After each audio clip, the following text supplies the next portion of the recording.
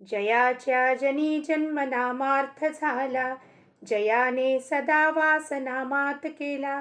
जयाच्या मुखी सर्वदा नाम कीर्ती, नमस्कार त्या ब्रह्म चैतन्य मूर्ती.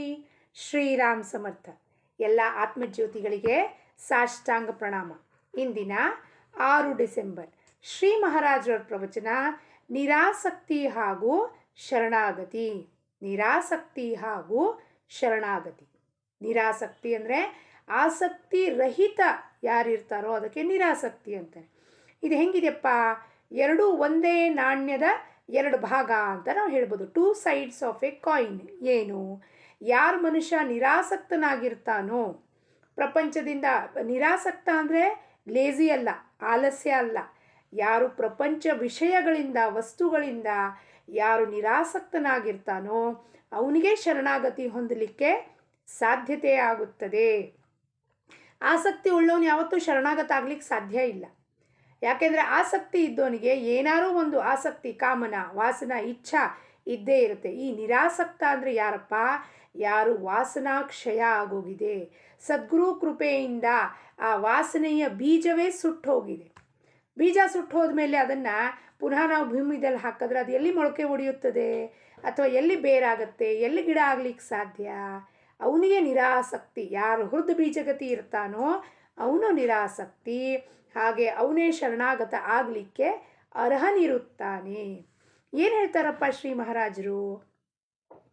ಒಬ್ಬನು ತನ್ನ ಚೂರಿಯು ಕಟ್ಟಿಗೆಯ ಹಿಡಿಕೆಯನ್ನು ಬದಲಿಸಿ ಕಬ್ಬಿಣದ ಹಿಡಿಕೆಯನ್ನು ಹಾಕಿಕೊಂಡನು. ಮತ್ತೊಬ್ಬನು ಬೆಳ್ಳಿಯದನ್ನು ಹಾಕಿಸಿದನು.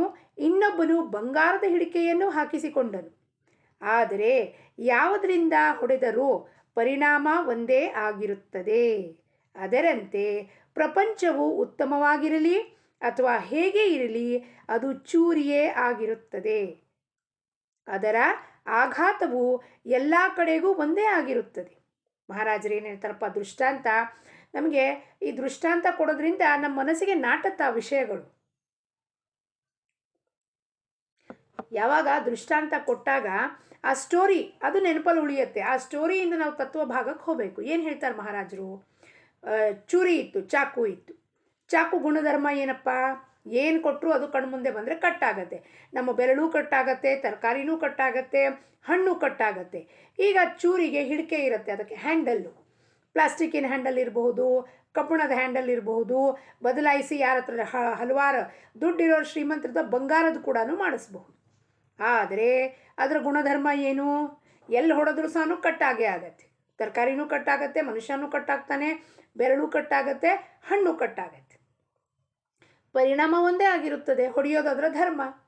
ಅದರಂತೆ ಪ್ರಪಂಚ ಹಿಂಗಾರು ಇರಲಿ, ಬಹಳ ಶ್ರೀಮಂತರಿರಲಿ, 4 ಗಾಡಿ ಇರಲಿ, ಬಡವ ಇರಲಿ, ಮಿಡಲ್ ಕ್ಲಾಸ್ ಪರ್ಸನ್ ಇರಲಿ, ಆದರೆ ಅದು ಚೂರಿಯಂತೆ ಇರುತ್ತದೆ. ಪ್ರಪಂಚ ಹೆಂಗಿದೆಯಪ್ಪ, ಚೂರಿಯಂತೆ, ಚಾಕು ಅಂತೆ.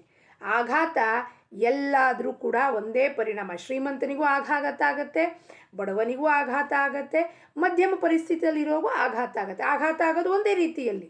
ಅವನಿಗೂ ಜ್ವರ ಬರುತ್ತೆ, ಅವನಿಗೂ ಡಯಾಬಿಟೀಸ್ ಆಗುತ್ತೆ, ಇವನಿಗೂ ಡಯಾಬಿಟೀಸ್ ಆಗುತ್ತೆ, ಇವ್ ಬಡವನಿಗೂ ದುಡ್ಡಿಲ್ಲ, ಅವನಿಗೂ ಡಯಾಬಿಟೀಸ್ ಆಗುತ್ತೆ. ಪರಿಣಾಮ ಒಂದೇ. ಅಂದರೆ ಆ ಪ್ರಪಂಚ ಹೆಂಗಿದೆಯಪ್ಪ, ಎಲ್ಲಿಂದ ಎಲ್ಲಿ ಹೋದರೂ ಕೂಡ ಪ್ರಪಂಚದ ಸ್ವರೂಪ ಇರೋದು ಒಂದೇ. ಏನು ಅದು? ಸುಖ ದುಃಖ ಸಮ್ಮಿಶ್ರಿತವಾಗಿರೋದಕ್ಕೆ ಅಲ್ಲಿ ಯಾವಾಗಲೂ ನಮಗೆ ಗೊಂದಲ, ಕೇಯಾಸು, ಕನ್ಫ್ಯೂಷನ್ ಇರುತ್ತೆ. ಪ್ರಪಂಚದ ಆಸಕ್ತಿ ಅಂದರೆ ಆ ಚೂರಿಯ ಧಾರೆಯೇ ಆಗಿರುತ್ತದೆ. ಪ್ರಪಂಚದ ಆಸಕ್ತಿ, ಬಹಳ ವಿಷಯ ಬೇಕು, ವಸ್ತು ಬೇಕು, ಜನ ಬೇಕು ಅಂದರೆ ಹೆಂಗಿರುತ್ತೆ? ಚಾಕು ಧಾರ ಹೆಂಗಿರುತ್ತಪ್ಪ, ಎಷ್ಟು ತೀವ್ರವಾಗಿ ಧಾರ ಇರುತ್ತೋ ಅದ್ರ ಪ್ರಕಾರ ಸಾಮಾನು ಕಟ್ಟಾಗ್ತವೆ. ಜೋರಾಗಿ ಬಹಳ ಚೂಪಿದ್ರೆ ಒಂದು ಸತಿಗೆ ಠಕ್ ಅಂದ ಕೂಡಲೇ ನಮಗೆ ಚುಚ್ಚಿಬಿಡುತ್ತೆ. ಅದರಂತೆ ಏನಪ್ಪ, ಆದ್ದರಿಂದ ನಮ್ಮ ವ್ಯವಸಾಯ, ನೌಕರಿ ಎಲ್ಲವನ್ನೂ ಉತ್ತಮವಾಗಿ ಮಾಡಬೇಕು. ಅದರಲ್ಲಿ ಹಿಂದೆ ಮುಂದೆ ನೋಡಬಾರದು. ಮಹಾರಾಜರು ಹೇಳಿದ್ದಾರೆ ರಾಮನಾಮ ಮಾಡ್ರಿ ಅಂದ್ಬಿಟ್ಟು ಜಪಮಾಲೆ ಹಿಡ್ಕೊಂಡು ಆಫೀಸ್ಗೆ ಹೋಗೋದು ಬಿಡೋದಲ್ಲ. ಆಫೀಸಿನ ಕರ್ತವ್ಯ ಮಾಡಬೇಕು, ಆದರೆ ಅಲ್ಲಿ ಆಸಕ್ತಿ ಉಳ್ಳವರಾಗಬಾರದು.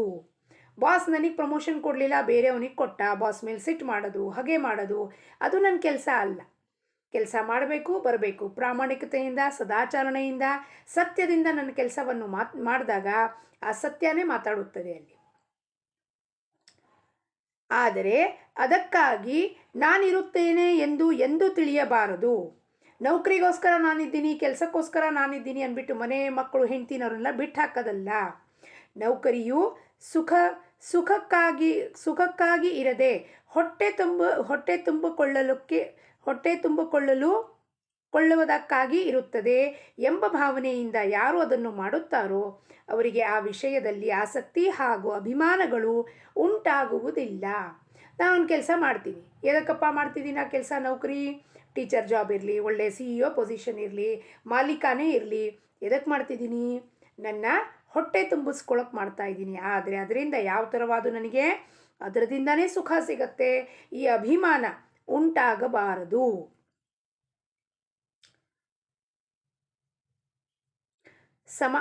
ಸಮಾಧಾನತೆಯಿಂದ ವರ್ತಿಸಬೇಕು, ಭಗವಂತನ ಸ್ಮರಣೆ ಮಾಡಬೇಕು, ಅವನ ನಾಮ ತೆಗೆದುಕೊಳ್ಳಬೇಕು, ಉಳಿದೆಲ್ಲ ವಿಷಯಗಳನ್ನು ಪ್ರಾರಬ್ಧ ಮೇಲೆ ಬಿಡಬೇಕು. ಸಮಾಧಾನದಿಂದ ಇರಬೇಕು, ಜಾಗರೂಕರಾಗಿರಬೇಕು, ಅಲರ್ಟ್ ಇರಬೇಕು, ದಕ್ಷತೆಯಿಂದ ಪ್ರಪಂಚ ಮಾಡಬೇಕು. ದೇಹವನ್ನು ಪ್ರಾರಬ್ಧದ ಮೇಲೆ ಬಿಟ್ಟು ನಾವೇನು ಮಾಡಬೇಕು? ಸಮಾಧಾನದಿಂದ ಇರಬೇಕು. ಭಗವಂತನ ಹೊರತು ಸಮಾಧಾನ ಸಿಗುವುದು ಶಕ್ಯವಿಲ್ಲ. ನಾನು ಸಮಾಧಾನವನ್ನು ಇಟ್ಟುಕೊಂಡು ನಡೆದೇನು ಎಂದು ಅನ್ನುವವನು ಈ ಜಗತ್ತಿನಲ್ಲಿ ನಿಜವಾಗಿಯೂ ಧನ್ಯನು. ಸಮಾಧಾನ ಇಟ್ಕೊಂಡು ಯಾರು ಜಗತ್ತಿನಲ್ಲಿ ವರ್ತಿಸ್ತಾರೋ ಅವರೇ ಧನ್ಯರಾಗಿರುತ್ತಾರೆ. ಈ ಧನ್ಯತೆ ಬರಬೇಕಾದರೆ ಭಗವಂತನ ಅತ್ಯಂತ ಅವಶ್ಯಕತೆ ಇರುತ್ತದೆ. ರಾಮನ ಇಚ್ಛೆಯಿಂದಲೇ ಎಲ್ಲವೂ ನಡೆದಿರುತ್ತದೆ. ರಾಮನೇ ಕರ್ತಾ ಇರುತ್ತಾನೆಂಬ ಭಾವನೆ ಇಟ್ಟುಕೊಂಡು ನಾವು ಪ್ರಪಂಚ ಮಾಡೋಣ. ಮಹಾರಾಜರು ಏನು ಹೇಳ್ತಾರಪ್ಪ? ಮಹಾರಾಜರು ಹೇಳ್ತಾರೆ, ರಾಮನೇ ಕರ್ತಾ ಇರುತ್ತಾನೆ. ಈ ಕರ್ತ ಯಾಕಪ್ಪ? ನಿಯಾಮಕ. ಇಲ್ಲಿ ಪ್ರಪಂಚಕ್ಕೆ ಒಬ್ಬ ನಿಯಾಮಕ ಇದ್ದಾನೆ, ಅದೃಶ್ಯವಾದ ಅಗೋಚರವಾದ ಶಕ್ತಿ. ನನ್ನ ಕೈ ಎತ್ತಬೇಕು ಅಂದರೂ ಕೂಡ ಆ ಶಕ್ತಿ ಕೈ ಎಬ್ಬಿಸಲಾರದೆ ಈ ಚರ್ಮದ ದೇಹ ಎಳ್ಳಲಿಕ್ಕೆ ಸಾಧ್ಯತೆ ಇಲ್ಲ. ಆದರೆ ನಮ್ಮ ಗಮನಕ್ಕೆ ಬರುವುದಿಲ್ಲ. ನಾವೇನಂತೀವಿ, ನಾನೇ ಹೋಗಿ ಕೆಲಸ ಮಾಡ್ಕೊಂಬಂದಿದ್ದೀನಲ್ಲಿ, ನಾನು ಗಳಿಸಿದ್ದಕ್ಕೆ ಇಷ್ಟು ದುಡ್ಡು ಬಂದಿದ್ದು, ನಾನು ಗಳಿಸ್ಲಿಲ್ಲ ಅಂದರೆ ನೀವೇನು ತಿಂತಿದ್ರಿ, ಹೊಟ್ಟೆಗೇನು ಮಾಡ್ತಿದ್ರಿ ಅಂತ ನಾವು ನಮ್ಮ ಮನೆ ಮಕ್ಕಳಿಗೆಲ್ಲ ಬೈತೀವಿ, ಹೆಂಡ್ತಿಗೆ ಬೈತೀವಿ. ಅದು ಸತ್ಯ ಅಲ್ಲ. ಕೊಟ್ಟಿರೋ ಬುದ್ಧಿನ ಉಪಯೋಗಿಸಿ, ಆ ಕೊಟ್ಟಿರೋ ಬುದ್ಧಿ ಯಾರದು? ಪರಮಾತ್ಮನದ್ದು. ಕೆಲಸ ಕೊಡಿಸಿದ್ಯಾರು? ಪರಮಾತ್ಮ. ಕೆಲಸದಲ್ಲಿ ಆ ಜಾಗೃತೆಯಿಂದ ಪ್ರಾಮಾಣಿಕತೆ ಮಾಡಿಸಿ ಆ ಪೊಸಿಷನಿಗೆ ಮುಟ್ಟಿಸಿದ್ಯಾರು? ಅದೂ ಪರಮಾತ್ಮನೇ. ಕುಚೇಲನಿಗೆ ಮಾಡ್ದ ಪರಮಾತ್ಮ ಏನು? ಕುಚೇಲ ಅಲ್ಲಿ ಕೂತ್ಕೊಂಡು ಅವಲಕ್ಕಿ ಒಬ್ಬನೇ ತಿಂತ ಕೂತಿದ್ದ, ಸುಳ್ಳು ಹೇಳ್ದಾಗ ಪರಮಾತ್ಮ ಏನು ಮಾಡ್ದ? ಏನೂ ಮಾಡಲಿಲ್ಲ, ನೋಡ್ತಿದ್ದ ಸಾಕ್ಷಿ ಭಾವದಿಂದ. ಆ ಕರ್ಮಕ್ಕೆ ಏನೂ ಕೊಟ್ಟಿಲ್ಲ ಅಂತ ಹೇಳ್ಬಿಡ್ತಾನೆ ಸುಧಾಮ. ಏನೂ ಕೊಟ್ಟಿಲ್ಲ, ಗುರುಮ ಏನೋ ಕೊಟ್ಟಿದ್ರಲ್ವ ತಿನ್ನಕ್ಕೆ ಸುಧಾಮ? ಇಲ್ಲ, ಏನೂ ಕೊಟ್ಟಿರಲಿಲ್ಲ ಅಂತ ಸುಳ್ಳು ಹೇಳ್ತಾನೆ. ಸುಳ್ಳು ಹೇಳಿದ್ದ ಕರ್ಮ ಫಲ. ಅವನೇನಾರು ಕೊಟ್ಟಿದ್ದಾರಪ್ಪ, ನಾನೊಬ್ಬನೇ ತಿಂತಿದ್ದೀನಿ ಅಂತ ಹೇಳಿಬಿಟ್ರೆ ಮಾತೆ ಮುಗಿದು ಹೋಗ್ತಿತ್ತು. ಸುಳ್ಳು ಹೇಳಿದ್ದಕ್ಕೆ ಆ ಕರ್ಮಕ್ಕೆ ಬಾಧಕ ಏನಾಯಿತು? ಸುಳ್ಳು. ಹೇತು ಉದ್ದೇಶ ಬಾಧಕ ಆಯಿತು. ಅದಕ್ಕೆ ಕರ್ಮಫಲ ಏನು ಸಿಕ್ತು? ಅವನಿಗೆ ದರಿದ್ರತನ ಸಿಕ್ತು. ಪರಮಾತ್ಮ ನಮಗೆ ಎಲ್ಲ ಪಾಠವನ್ನು ನಮ್ಮಿಂದಾನೇ ಮಾಡಿಸಿ ನಮಗೆ ಪಾಠವನ್ನು ಕಲಿಸ್ತಿರ್ತಾನೆ ಪರಮಾತ್ಮ. ನಾವು ಹೆಂಗೆ ಬದುಕಬೇಕು ಅನ್ನೋದು. ಅದಕ್ಕೆ ರಾಮಕರ್ತ ಇರುತ್ತಾನೆ, ರಾಮ ಇಚ್ಛೆಯಿಂದಲೇ ಎಲ್ಲವೂ ನಡೆದಿರುತ್ತದೆ ಎಂಬ ಭಾವನೆಯಿಂದ ಇಟ್ಟುಕೊಂಡು ನಾವು ಪ್ರಪಂಚ ಮಾಡೋಣ. ಪೂರ್ಣ ಪ್ರಯತ್ನ ಮಾಡಬೇಕು, ಆದರೆ ಫಲ ಕೊಡುವವನು ಭಗವಂತನಿರುತ್ತಾನೆಂಬ ಭಾವನೆಯಿಂದ ಸಮಾಧಾನ ಕಾಯ್ದುಕೊಳ್ಳಬೇಕು. ಪೂರ್ಣ ಪ್ರಯತ್ನ ಮಾಡಬೇಕು, 100%. ನಾವು ನಮ್ಮ ಮಕ್ಕಳಿಗೆ ಪೂರ್ಣ ಪ್ರಯತ್ನ ಮಾಡಿಸಿ ಮಾರ್ಕ್ ತೆಗಿಬೇಕು ಕಣಪ್ಪ, ನೀನು ನಾಳೆ 10ನೇ ಕ್ಲಾಸಲ್ಲಿ ಒಳ್ಳೆ ಮಾರ್ಕ್ಸ್ ತೆಗೆದ್ರೆ ನಿನಗೆ ಒಳ್ಳೆ ಕಾಲೇಜಲ್ಲಿ ಅಡ್ಮಿಷನ್ ಸಿಗುತ್ತಪ್ಪ, ಇದನ್ನು ಮಾಡಿಬಿಡಪ್ಪ, ಹಂಗೆ ಮಾಡಿಬಿಡಪ್ಪ ಅಂತ ಹುರಿದುಂಬಿಸಿ ಆ ಮಗುಗೆ ಹೊಡೆದು ಬಡದು A ಗ್ರೇಡ್ ತೆಗೆದು ಅಥವಾ 90% ತೆಗೆಸಿ ಒಳ್ಳೆ ಕಾಲೇಜಲ್ಲಿ ಅಡ್ಮಿಷನ್ ಸಿಕ್ಕಿ ಇಂಜಿನಿಯರ್ ಆಗು, ಡಾಕ್ಟ್ರ್ ಆಗು, CA ಆಗು ಅಂತ ಹಿಂದೆ ಬೆನ್ನು ಹತ್ತು ಬಿದ್ದಿರ್ತೀವಿ. ಅಂದಮೇಲೆ ನಾವು ಪರಮಾತ್ಮನ ನಾಮ ತಗೊಳ್ಳುವಾಗ ಅವನು ಬೆನ್ನು ಹತ್ತಲೇಬೇಕಾಗತ್ತೆ, ನಾಮದ ಬೆನ್ನು ಹತ್ತಲೇಬೇಕಾಗತ್ತೆ. ಪೂರ್ಣ ಪ್ರಯತ್ನ ಮಾಡಬೇಕು, ನಾಮಸ್ಮರಣೆ ಮಾಡಬೇಕು. ಕೂತಾಗ, ನಿಂತಾಗ, ಹೋಗುವಾಗ, ಬರುವಾಗ, ಮಲಗಿದಾಗ, ಎದ್ದಾಗ ಸದಾ ಸರ್ವದಾ ನಾಮಸ್ಮರಣೆ, ಅಖಂಡ ನಾಮಸ್ಮರಣೆ ಮಾಡಬೇಕು. ಆದರೆ ಅದರಲ್ಲಿ ಪ್ರಪಂಚದಲ್ಲಿ ಕರ್ತವ್ಯದಿಂದ ಕೆಲಸವನ್ನು ಮಾಡುತ್ತಾ ಅದರಲ್ಲಿ ಆಸಕ್ತಿ ಉಳ್ಳವರಾಗಬಾರದು. ಎಲ್ಲವನ್ನೂ ಕೊಟ್ಟಿರೋ ಕೆಲಸ ರಾಮಂದೇ.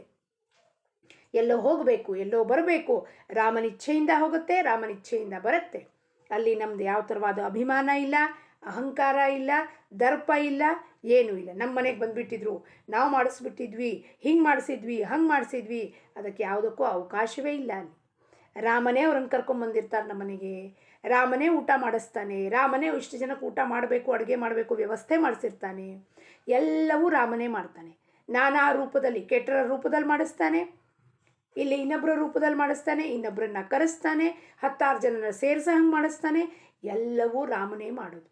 ಅವನ ಇಚ್ಛೆ ಹೊರತಾಗಿ ಏನೂ ನಡಿಲಿಕ್ಕೆ ಸಾಧ್ಯತೆಯೇ ಇಲ್ಲ. ಇದನ್ನು ಯಾರು ತಿಳ್ಕೊತಾರೋ ಅವ್ರೇನಾಗುತ್ತೆ, ಸಮಾಧಾನ ಉಂಟಾಗಿ ಜೀವನ ಸುಗಮ ಆಗುತ್ತದೆ. ಭಗವಂತನ ಪ್ರಾಪ್ತಿಗಾಗಿ ಶರಣಾಗತಿಯ ಹೊರತು ಬೇರೆ ಏನೂ ಬೇಕಾಗಿಲ್ಲ. ಈ ಶರಣಾಗತಿ ಆಗಬೇಕು ಅಂದರೆ ಏನಾಗಬೇಕಪ್ಪ? ಶರಣಾಗತಿ ಆಗಬೇಕು ಅಂದರೆ ನಿರಾಸಕ್ತರಾಗಬೇಕು. ನಾನು ಉಪಾಧಿ ರಹಿತನಾಗಿರುವುದೇ ಶರಣಾಗತಿ ಆಗಿರುತ್ತದೆ. ಉಪಾಧಿ ರಹಿತ.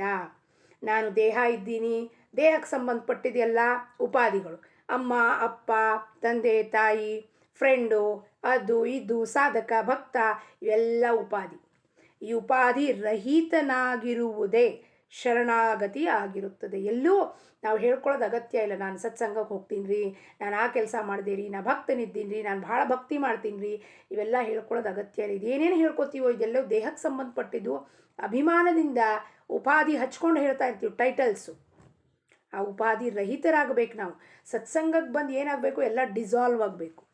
ಹೆಂಗೆ ಉಪ್ಪಿನ ಒಂದು ಹೆಂಟೆ ನೀರಲ್ಲಿ ಹಾಕಿದ್ರೆ ಪೂರ್ಣತಃ ಕರ್ಗೋಗ್ಬಿಡುತ್ತೋ, ಸಕ್ಕರೆ ಕರ್ಗೋಗ್ಬಿಡುತ್ತೋ, ಅದೇ ರೀತಿ ನನ್ನ ದೇಹ, ಮನಸ್ಸು, ಬುದ್ಧಿ, ಅಹಂಭಾವ, ಉಪಾಧಿಗಳು ಎಲ್ಲವೂ ಸದ್ಗುರು ಚರಣಗಳಲ್ಲಿ ಹೋದಾಗ ಶರಣಾಗತಿ ಆಗಲಿಕ್ಕೆ ಸಾಧ್ಯತೆಯಾಗುತ್ತದೆ. ನನ್ನದೆಂಬ ಉಪಾಧಿಗಳನ್ನು ನಾಶ ಮಾಡಲು ಸಾಧನೆಯು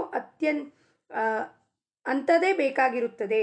ಇಂಥ ಉಪಾಧಿರಹಿತ ಸಾಧನೆಯು ನಾಮದ ಹೊರತು ಬೇರೆ ಯಾವುದೂ ಇಲ್ಲ. ನೀವು ಆ ಸಾಧನೆ ಮಾಡಿರಿ. ಭಗವಂತನ ನಾಮದ ಪ್ರೇಮ ಬರುವುದಕ್ಕಾಗಿ ಅಂತಃಕರಣವು ಶುದ್ಧವಾಗಿರಬೇಕು.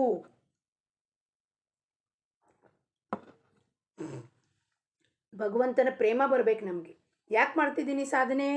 ಏನೂ ಆಸಕ್ತಿ ಇಲ್ಲ ಅಲ್ಲಿ, ಏನು ಪಡ್ಕೋಬೇಕಾಗಿಲ್ಲ, ಕಳ್ಕೋಬೇಕಾಗಿಲ್ಲ. ಭಗವಂತನ ಪ್ರೇಮದ ಸಲುವಾಗಿ. ತುಕಾರಾಮ್ ಮಹಾರಾಜರು ಹೆಂಗೆ ಮಾಡಿದ್ರು ಪ್ರೇಮ? ಒಮ್ಮೆ ತುಕಾರಾಮ್ ಮಹಾರಾಜರು ಮಕ್ಕಳಿಗೆ ಏನೂ ಇಲ್ಲ, ಎಂಥದ್ದು ಕಬ್ಬಿನ ಸೀಸನ್ ಬಂದಿರುತ್ತೆ, ಎಲ್ಲ ಮಕ್ಕಳು ಕಬ್ಬು ತಿಂತಿದ್ದಾರೆ. ಅವ್ರ ಹೆಂಡತಿ ಅವಲೇ ಹೇಳ್ತಾಳೆ, ಹೋಗ್ರಿ 4 ಕಬ್ಬು ಕೇಳ್ಕೊಂಬರ್ರಿ. ಹೋಗ್ತಾರೆ, ಏನೋ ಕೆಲಸ ಮಾಡಿಕೊಡ್ತಾರೆ. ಕೆಲಸ ಮಾಡಿಕೊಟ್ಟಿದ್ದಕ್ಕೆ ಒಂದು 8-10 ಕಬ್ಬು ಕೊಡ್ತಾರೆ.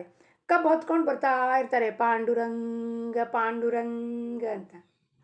ಬರ್ತಾ ಬರ್ತಾ ಅಲ್ಲಿ ಯಾರೋ ಬರ್ತಾರೆ, ತುಕ ನಮ್ಗೊಂಚೂರು ಕೊಡು, ನಮ್ಗೊಂಚೂರು ಕೊಡು ಅಂತ ಮಕ್ಕಳು ಬಂದಾಗ, ಹೌದಾ ಮಕ್ಕಳೇ, ಆಯ್ತಪ್ಪ ತೊಗೊಳ್ರಿ ಅಂದ್ಬಿಟ್ಟು ಎಲ್ಲ ಒಂದೊಂದು ಜಲ್ಲೆ ಎಲ್ಲ ಮಕ್ಕಳಿಗೆ ಕೊಟ್ಟು, ಕಡೆಗೆ ಮನೆಗೆ ಬರೋ ತನಕ ಅವ್ರ ಹತ್ರ ಒಂದೇ ಒಂದು ಕಬ್ಬಿನ ಜಲ್ಲೆ ಉಳಿದಿರತ್ತೆ.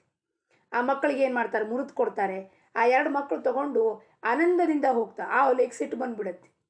8 ಕಬ್ಬಿತ್ತು, ಇವ ಎಲ್ಲ ಹುಚ್ಚಿಡ್ದಿದ್ಯಾ ನಿಮಗೆ, ಎಲ್ಲ ಬೇರೆಯವ್ರಿಗೆ ದಾನ ಮಾಡಿಬಿಟ್ರಲ್ಲ. ಅವರಂದರು, ಅವ್ರಿಗೂ ಆಸಕ್ತಿ ಇತ್ತವ, ಅವಲೇ ಆ ಮಕ್ಕಳು ನಮ್ಮ ಮಕ್ಕಳೇ ಅಲ್ಲೇನವ. ಸಂತರ ದೃಷ್ಟಿಕೋನ ವ್ಯಾಪಕವಾಗಿರುತ್ತೆ. ನಾನು ನನ್ನದು ನನ್ನ ಮಕ್ಕಳ ಸಲುವಾಗಿ 8 ಜಲ್ಲೆ ಬೇಕು ಅಂತ ತೊಗೊಂಡು ಹೋಗಲಿಲ್ಲ, ಎಲ್ಲರಿಗೂ ಕೊಟ್ಟು ಅಲ್ಲಿ ಏನು ಮಾಡಿದ್ರಪ್ಪ, ವ್ಯಾಪಕತ್ವ, ಪರಮಾತ್ಮ ಎಲ್ಲರಲ್ಲೂ ಇದ್ದಾನೆ ಅಂತ ವ್ಯಾಪಕತ್ವ ತೋರಿಸಿದ್ರು. ಅದಕ್ಕೆ ಭಗವಂತನ ಪ್ರೇಮ ಎಲ್ಲಿ ಮೂಡತ್ತಪ್ಪ, ಎಲ್ಲಿ ಅಂತಃಕರಣ ಶುದ್ಧಿ ಆಗಿರುತ್ತದೆ. ಕೂಪ ಮಂಡುಕತ್ತರ ನನ್ನ ಮಕ್ಕಳಿಗೆ ಇರಲಿ, ಇನ್ಯಾರಿಗೂ ಕೊಡಬಾರ್ದು ಅಂದಿದ್ರೆ ಖಂಡಿತವಾಗ್ಲೂ ಪಾಂಡುರಂಗ ಅಲ್ಲಿ ಬಂದು ನೆಲೆಸ್ತಾನೇ ಇರಲಿಲ್ಲ. ಆದರೆ ಪಾಂಡುರಂಗ ಬಂದು ಸದೇಹ ವೈಕುಂಠಕ್ಕೆ ಯಾಕೆ ಕರ್ಕೊಂಡು ಹೋದ ಅವನನ್ನು? ಪರಿಪೂರ್ಣವಾಗಿ ತುಂಬಿ ತುಳ್ಕಾಡ್ತಿರ್ತು ಪಾಂಡುರಂಗನ ಪ್ರೇಮ. ಅಂತಃಕರಣವು ದ್ವೇಷ, ಮತ್ಸರ, ಅಭಿಮಾನದಿಂದ ತುಂಬಿರಬಾರದು. ಒಬ್ಬರ ಬಗ್ಗೆ ದ್ವೇಷ ಮಾಡೋದು, ದ್ವೇಷ ಮಾಡಿ ಸತ್ಸಂಗ ಮಾಡಿದ್ರೆ ನಮಗೇನು ಉಪಯೋಗ ಆಗುತ್ತೆ? ದ್ವೇಷ ಮಾಡಲ್ಲಿ ಹೋಗಿ ಯಾವುದೋ ಒಂದು ಕಡೆ ಹೋಗಿ ಭಗವಂತನ ಭಜನೆ ಮಾಡಿದ್ರೆ, ಕುಣಿದಾಡಿದ್ರೆ ಏನು ಉಪಯೋಗ ಆಗುತ್ತೆ?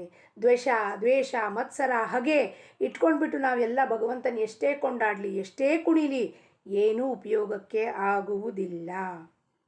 ಪರಸ್ಪರ ಪ್ರೇಮ ಮಾಡಿರಿ, ಇದನ್ನು ನಿಮ್ಮ ಮನೆಯಿಂದಲೇ ಪ್ರಾರಂಭಿಸಿರಿ. ಮಗನು ನನಗೆ ಸುಖ ಕೊಡುತ್ತಾನೆಂದ ಪ್ರೇಮ ಮಾಡದೆ ನನ್ನ ಕರ್ತವ್ಯವೆಂದು ನಾನು ಪ್ರೇಮ ಮಾಡುತ್ತೇನೆ. ಮಗ ನಾಳೆ ಹೋಗಿ ರಿಟೈರ್ ಆದಮೇಲೆ ನಮ್ಮನ್ನು ಸಾಕಬೇಕು, ಆ ಭಾವನೆಯಿಂದಲ್ಲ. ಮಗ ಹುಟ್ಟಿದಾನೆ, ಕರ್ತವ್ಯದಿಂದ ನನ್ನ ಮಗನಿಗೆ ನಾನು ಏನು ಕರ್ತವ್ಯ ಮಾಡಬೇಕೋ ಪ್ರಾರಬ್ಧದಿಂದ ಬಂದಿರೋ ಕರ್ತವ್ಯನೂ 100% ಮಾಡಬೇಕು. ಮಾಡುತ್ತೇನೆ ಎಂದು ತಿಳಿದುಕೊಳ್ಳಬೇಕು. ನಿಸ್ವಾರ್ಥ ಭಾವನೆಯಿಂದ ಪ್ರೇಮ ಮಾಡುವುದೇ ನಿಜವಾದ ಪರಮಾರ್ಥವಾಗಿರುತ್ತದೆ. ನಿಜವಾದ ಪರಮಾರ್ಥ ಏನಪ್ಪ? ನಾವು ಎರಡು ಭಜನೆ ಮಾಡಲಿಲ್ಲ ಅಂದರೆ ನಡೆಯುತ್ತೆ. ನಿಜವಾದ ಪರಮಾರ್ಥ ಅಂದರೆ ಏನು? ನಿಸ್ವಾರ್ಥ ಪ್ರೇಮ. ಯಾವುದು ಸ್ವಾರ್ಥನೂ ಇರ್ಕೂಡ್ದಲ್ಲಿ ಪ್ರೇಮ ಮಾಡುವಾಗ. ಸ್ವಾರ್ಥ ಇತ್ತ ಪರಮಾರ್ಥ ಅಲ್ಲೇ ನಮ್ದು ಬಿದ್ದೋಗ್ಬಿಡತ್ತದು. ಅದಕ್ಕಾಗಿ ರಾಮನು ದಾತ ಇರುತ್ತಾನೆ, ಭಗವಂತನೇ ಕಾಯುವವನು ಇರುತ್ತಾನೆ ಎಂಬ ಭಾವನೆಯಿಂದ ಇಟ್ಟುಕೊಂಡಿರಬೇಕು. ಈ ಭಾವನೆಯನ್ನು ನಿರ್ಮಾಣ ಮಾಡುವುದಕ್ಕಾಗಿಯೇ ಭಗವಂತನ ನಾಮದ ನಿಜವಾದ ಅವಶ್ಯಕತೆ ಇರುತ್ತದೆ. ಮನಸ್ಸಿನ ಶಾಂತಿಗಾಗಿ ಇದೇ ಮಾರ್ಗವಾಗಿರುತ್ತದೆ. ನಾವು ಎಂದು ಇರಬಾರದು. ಯಾವತ್ತೂ ದೈನ್ಯಾವಸ್ಥೆಯಿಂದ ಯಾರ ಹತ್ರ ರೋಗ ಬೇಡದು. ನನಗೆ ಸಹಾಯ ಮಾಡಿರಿ, ನಮ್ಮ ಹತ್ರ ಇಲ್ಲ, ಹೇಗಾಗ್ಬಿಟ್ಟಿದೆ ರೀ ಪರಿಸ್ಥಿತಿಯಿಂದ ಅದು ಕೇಳಬೇಕಾದ್ರೆ ಭಗವಂತನ ಒಬ್ಬನೇ ಕೇಳಬೇಕಂತೆ. ನೀವು ಅತ್ಯಂತ ರಾಜ ಐಶ್ವರ್ಯವನ್ನು ಅನುಭವಿಸುತ್ತಿದ್ದರೂ ಆ ಐಶ್ವರ್ಯದಿಂದಲೇ ನಾನು ಸುಖಿಯಾಗಿರುತ್ತಾನೆಂದು ಅನ್ನದೆ, ನಾನು ರಾಮನವನು ಇರುವುದರಿಂದ ಸುಖಿಯಾಗಿ ಇರುತ್ತೇನೆ ಎಂಬ ಭಾವನೆಯಿಂದ ಬಾಳಬೇಕು. ಯಾವ ಭಾವನೆಯಿಂದ ಬಾಳಬೇಕು? ಮಹಾರಾಜರು ಹೇಳ್ತಾರೆ. ಮಹಾರಾಜರು ಯಾವತ್ತೂ ಹೇಳಲಿಲ್ಲ ವೈಭವ ಎಲ್ಲ ಬಿಟ್ಟು ಕಾಡಿಗೆ ಹೋಗ್ರಿ ಅಂತ. ಕೊಟ್ಟಿದ್ದಾನೆ ರಾಮ ನಿಮಗೆ ವೈಭವ, ಅನುಭವಿಸ್ರಿ. ಆದರೆ ಯಾರು ಕೊಟ್ಟಿದ್ದಾನೆ ಅದು ಜಾಗರೂಕವಾಗಿರಲಿ. ನಮ್ಮ ಮನಸ್ಸಿನಲ್ಲಿ ಅದು ಜಾಗರೂಕವಾಗಿರಲಿ. ಏನಪ್ಪ, ಎಲ್ಲವೂ ರಾಮನೇ ಕೊಟ್ಟಿದ್ದಾನೆ, ಈ ಸುಖ ರಾಮನಿಂದ ಇದೆ ಎಂಬ ಭಾವನೆ ಇಟ್ಕೊಳ್ಳಬೇಕು. ವೈಭವವು ಇಂದು ಇರುತ್ತದೆ, ನಾಳೆ ಇರುವುದಿಲ್ಲ. ವೈಭವದ ಮೇಲೆ ವಿಶ್ವಾಸವಿಡಬೇಡಿರಿ. ನಾನು ರಾಮನವನಿರುತ್ತೇನೆಂಬ ಭಾವನೆಯಿಂದ ಇರಬೇಕು. ಇವತ್ತಿದೆ ಪ್ರಾಪರ್ಟಿ, ನಾಳೆ ಕಳೆದು ಹೋಯಿತು, ಅದು ಶಾಶ್ವತನಾ? ಅಲ್ಲ. ಶಾಶ್ವತ ಇರೋನು ರಾಮ. ನಾನು ರಾಮನವನು ಇರುತ್ತೇನೆ ಎಂಬ ಭಾವನೆಯಿಂದ ಇರಬೇಕು. ಅದಕ್ಕಾಗಿ ನೀವು ರಾಮನ ನಾಮ ತೆಗೆದುಕೊಳ್ಳಿರಿ. ರಾಮನು ಕಲ್ಯಾಣ ಮಾಡುತ್ತಾನೆಂಬ ನನ್ನ ಭರವಸೆಯನ್ನು ನೀವು ಹೊಂದಿರಿ. ಭರವಸೆ ಮಾಡಿರಿ ನನ್ನ ಮೇಲೆ ಅಂತ ಹೇಳ್ತಾರೆ. ನಾನು ಸುಳ್ಳು ಹೇಳೋದಿಲ್ಲ. ರಾಮ ಖಂಡಿತವಾಗಲೂ ಎಲ್ಲರಿಗೂ ಕಲ್ಯಾಣ ಮಾಡೇ ಮಾಡುತ್ತಾನೆ. ಇಂದಿನ ಬೋಧವಚನ: ಸುಖವು ಯಾವುದರಲ್ಲಿ ಇರುತ್ತದೆ? ಸುಖವು ತಿಳುವಳಿಕೆಯಲ್ಲಿ ಇರುತ್ತದೆ. ಹಾಗೂ ಭಗವಂತನವರಾಗಿ ಇರಬೇಕೆಂಬುದು ನಿಜವಾದ ತಿಳುವಳಿಕೆ ಆಗಿರುತ್ತದೆ.